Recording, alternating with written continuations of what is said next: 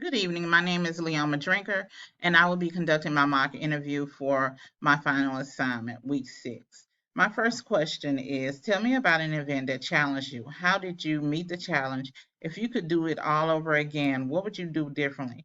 An event that has challenged me, and how would I meet that challenge? And if I could do it all over again, what would I do differently? In a medical clinic is always challenging, especially when another medical office contacts you and to see whether or not their patient was scheduled by your office. Um, with that being said, I would first inform the representative of the primary care physician that's referring their patient over to us that I will contact that patient to see about getting that patient scheduled. After I contact that patient and I don't get no response from that patient, I would definitely contact the patient twice. And if I don't get no response, I will contact the primary care office again, the office that referred the patient back over to us, just to check to see if the contact information is correct, such as the phone numbers. Is there any alternative numbers, such as a work number, a friend, a relative, a mom and dad number that maybe I can reach out to? And also, is there any emails listed? We can email them too. If I've gathered all and received all that information and I still no contact with that patient that's being referred to our clinic, I will contact to the primary care physician office and let them know, okay, I've exhausted all my leads and unfortunately I can't get in contact with this patient. Um, and that and they would have to see about getting in contact with their own patient because I've exhausted all my leads. I've contacted all the numbers on the contacts. I have emailed the patient. The patient is not responding. It may be issues that I may not even know about or unaware about. So yes, I can't say I would do anything different because I went above and beyond to contact to reach this patient to get them scheduled to see our specialist in our clinic. The next question is, if you and a colleague had a difference of opinion, how would you go about resolving it? In a medical office, you're going to always meet people that have a difference of opinion other than yourself.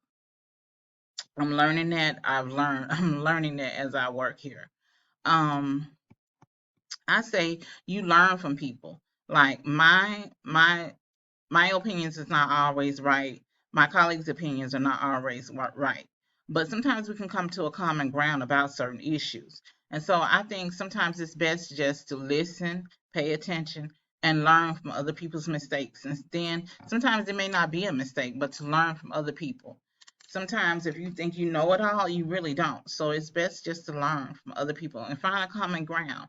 For instance, it's plenty of ways to verify health insurance. You can call a number on the back. We also have insurance verification systems. And if that doesn't work, you can always go by nearly all healthcare organizations have a flow chart, a list of insurances that they accept and don't accept.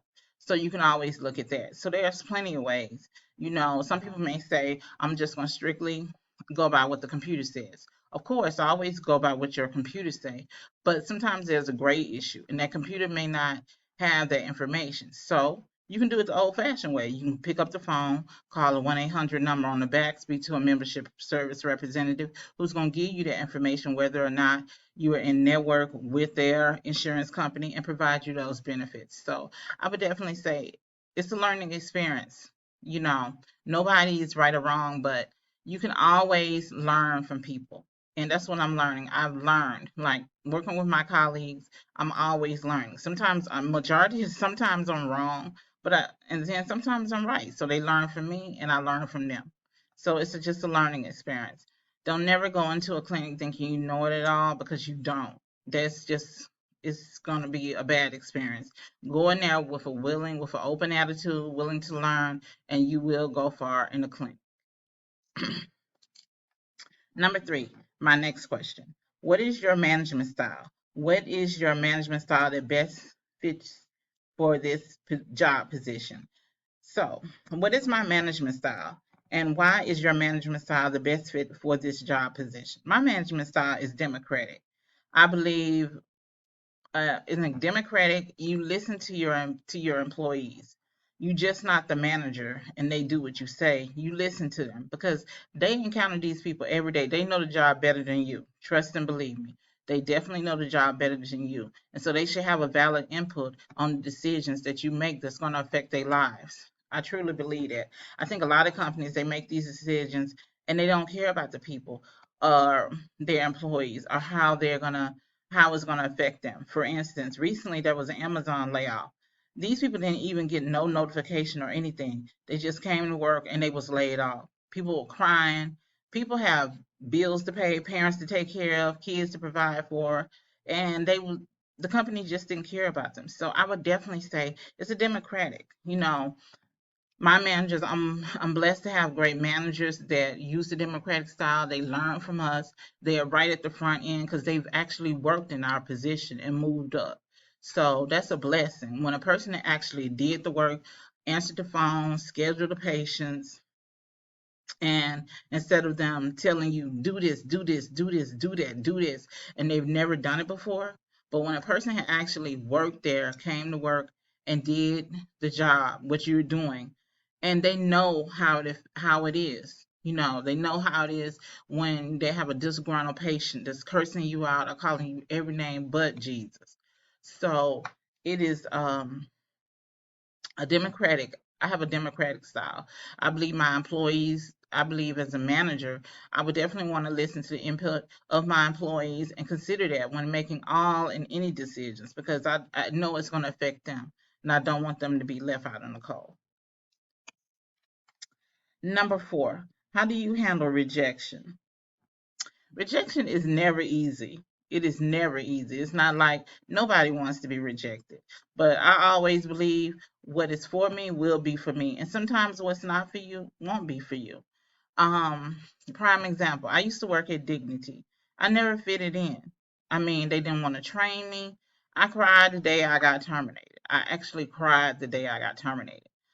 Because I wasn't being trained properly. The lady had missed so many days of work.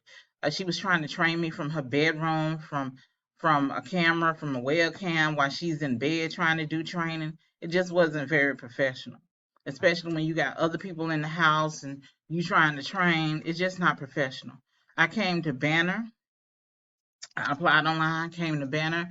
I was trained. They trained me how to do their job and how they wanted the job done. And I appreciate them for that because anytime a job value interest in educating their employees on how they want their job done and how and teaching you that, I think that's great because you're learning the tools that's going to make you great other than having a lax trainer who's constantly missing days from work, who's constantly running home, who's sick nearly every day because in reality, they don't want to be there. They're depressed because they're overworked.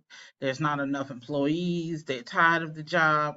It's just a bad experience. So when I was rejected by them, by Dignity, I I cried, but then again, it's always a blessing. Sometimes the blessing always comes from rejection. Like sometimes when you're rejected, don't look at it as a bad thing. Look at it as okay, it's just not my time, but it's always gonna get better. That's how I am. Um, I hate rejection, but I always look at okay, it's just not my time, but something else is better, and it always comes true. So I would definitely tell a person if you have an issue with rejection, just always remain positive. I'm just a positive person. I hate to be depressed. It's just not me. I'm just an outgoing person. So what's not for you sometimes is a good thing because it's not your time. The next question, the last question of the day, of the night is going to be are you a leader or a follower? Okay.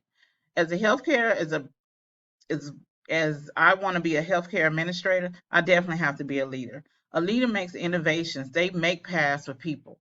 They use their innovation, their knowledge to create new new advances in technology, new leaderships. They create a path for people to follow, to promote healthcare, to advance healthcare. That's what leaders do. Um, and I think I am a leader. I think outside the box all the time about ways how I can change things, about how things can be improved. Sometimes leadership, being a leader, is very difficult because not everybody's going to agree with you. It can be a very lonely place at the top because not everybody is going to agree with you.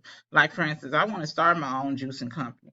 I still want to work at Banner, but I definitely want to start my own juicing company to help people with their healthcare needs because I know that Mother Nature is the key to improving a person's health because a lot of the foods on the market today is not safe. A lot of the meat ain't even real meat. So, like, how can you say that you're going to be healthy when you eating fake meat or when you eating contaminated food? So, I definitely think that leaders, they make paths for people. They create new things. They look outside the box. That's what leaders does. A follower just goes along with it, don't ask nearly no questions, ain't trying to challenge nothing. I would challenge a person all the way to the end of the road. I do not care. If I have to ask you 100 questions just to get to my answer, I'm gonna ask you 100 questions. How did we get to that? What did you do to get to that conclusion? I would ask questions after ask questions to put the pieces together. And that's just how I've always been. I think a closed mouth don't get fed. So in order to get somewhere in life, you're going to have to ask questions. You're going to have to go against the grain. I mean, some of the best great leaders went against the grain. They thought outside the box. Take for instance Sam Walton. Sam Walton started a general store in Arkansas. His best friends laughed at him. They was like, who's going to come to Arkansas and to this little general store? He started off just selling toilet paper, little general store items. Look at Walmart today, multi-billion-dollar company. Last week when I checked that stock, it was $157 per share. So Walmart is doing pretty good, starting from a little general store that people laughed about him in the community. So leaders, they make ways for people. I mean, people gonna laugh at you, to make call you stupid, make call you crazy, but you have to keep going. And I think healthcare, we can we can do so much better with healthcare in the United States. I mean, I like universal healthcare. I think our tax dollars need to go for that. So I'm a leader. I mean, I'm gonna go against the grain to help the people of America. So I hope you like my interview. And that's my last question. You all have a great night. Bye.